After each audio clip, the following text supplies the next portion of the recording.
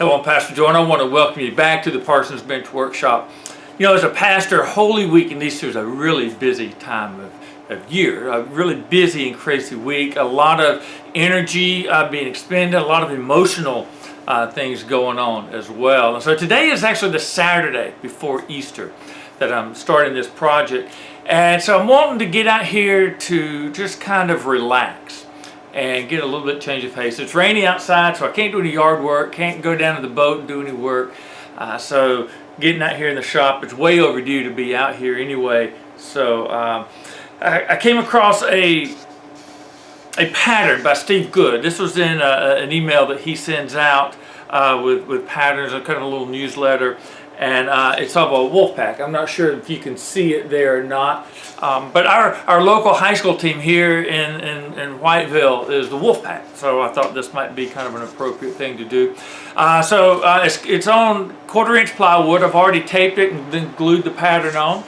Once I cut it out, I will also have a backer board. I'll paint it and then get them glued together, and then I'll also make a little frame to go around it. But for today, I just want to try to get this wolf pack cut out. So let's head over to the scroll saw here. Let's get started and have some fun.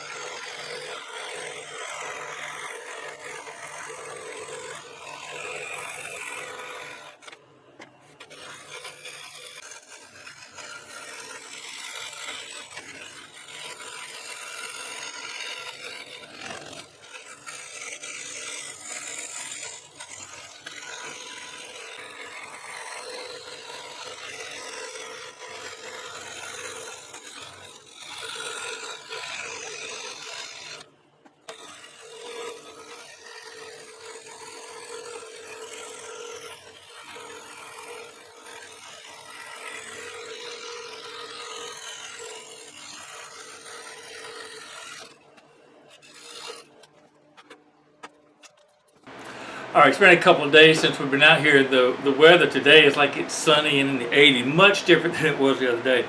But to get back to this project, I want to get the backer board cut out. There's actually two things I need to do, and I kind of made a mistake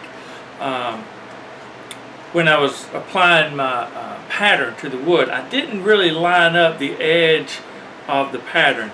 If you can see, I'm not sure if you can, but there's a line right here where you cut it out. I did not get that lined up square with the edge of my the board that I was cutting this out of. So I can't just you know, I guess rip it on my saw, because it'll come out cattywampus is what we would say. So what I want to do is cut out a piece, the backer board, get it cut square but slightly oversized, and then I will line those marks up so that this piece is square, and then using that backer board as the edge, I'll end up then trimming both of them down to the right size. I'll use some two-way tape, double-sided tape to tape this down, and I think that will work. That's what we're going to do. If it doesn't work, then I'll either mess the whole thing up, throw it away, or we'll just figure something else out.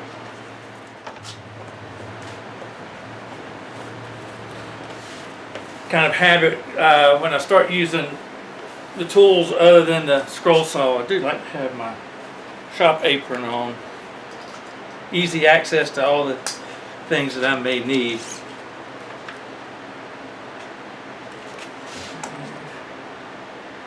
Alright, so I want to cut this backer board 8.5 by 10.5, and that will give me plenty of room then to get it all squared up.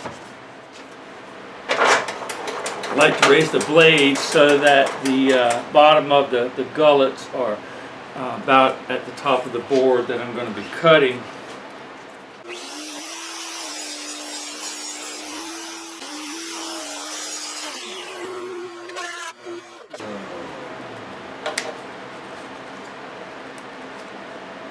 Alright, I think that will do. It overlaps enough, and so I'll mark out these lines and we'll get this square on there, and then we can rip it down to that size.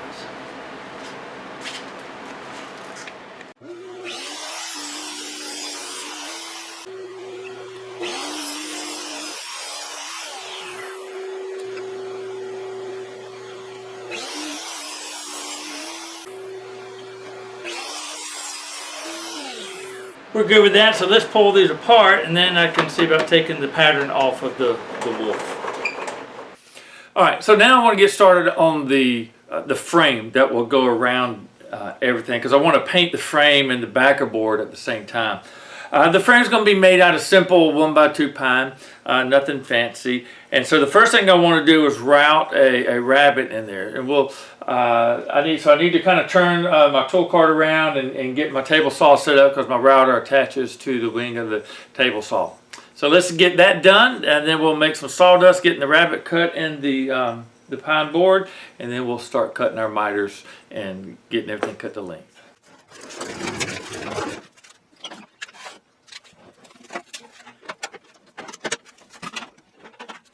Alright, I got it set actually for about half the depth, because we're going to be taking off close to a ½ an inch, so I'd rather do that in 2 different steps. So let's get this thing cranked up and see what we can do.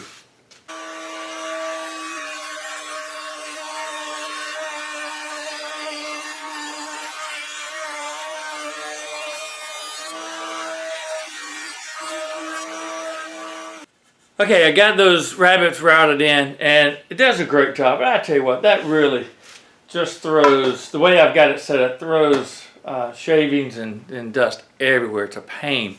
But we got it done, so now let's head over to the miter saw and start cutting our miters and getting this frame cut out so we can get it glued up. Alright, to get started, when I'm making frames, because I've wasted too many boards with wrong cuts, so I'll take and draw the angle that I want on the first piece so I can get that first cut, and then I can measure on the piece that's going in how far, where my other cuts need to be. So anyway, I've got my miter saw set at 45, and let's see if we can't get this done right.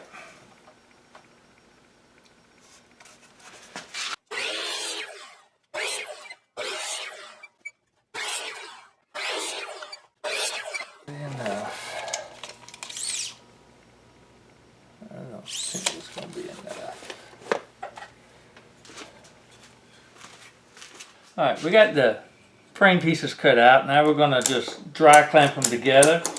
Now I tell you, I know there's some really nice and I'm going to say fancy clamps for doing frames and miters. But for me, I don't make a whole lot of frames, and so this very inexpensive band clamp from Harbor Freight does perfect.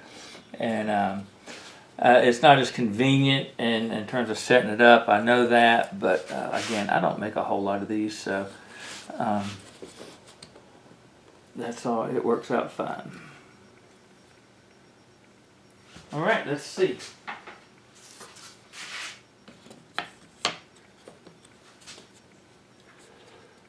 Alright, we're just going to have to, the width is fine, the length is just slightly under. I mean, not even a blade width. I think what I'm going to do is just knock that edge off with my belt sander, and then we'll see how it fits.